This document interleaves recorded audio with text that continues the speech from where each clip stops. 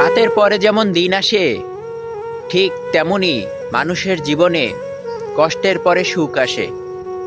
এই যে আল্লাহ তাআলার করা একটা নিয়ম, যে অন্ধকারের পরে আলো আসবে, আলোর পরে অন্ধকার আসবে, ঠিক এই যে সিস্টেমটা, এই সিস্টেমটা আমাদের মানুষের জীবনে প্রতিনিয়ত ঘটতেছে, প্রতিনিয়ত হইতেছে।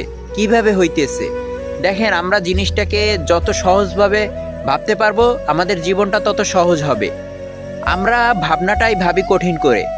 দেখেন, আজকে আমার জীবনে যদি কষ্ট না থাকতো তাইলে আমি সুখের যে শান্তি এইটা উপলব্ধি করতে পারতাম না।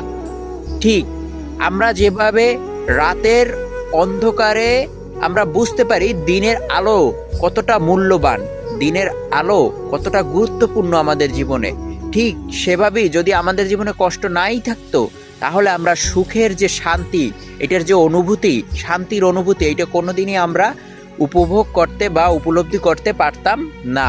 কারণ আমরা সুখ পাইতে পাইতে পাইতে পাইতে এমন অবস্থা হইতো আমাদের, আমরা বুঝতেই পারতাম না কষ্ট কি জিনিস, আর সুখটার যে শান্তি এইটা আমরা উপলব্ধি করতে পারতাম না। ঠিক যেভাবে আমরা রাতে উপলব্ধি করি দিনের আলোর।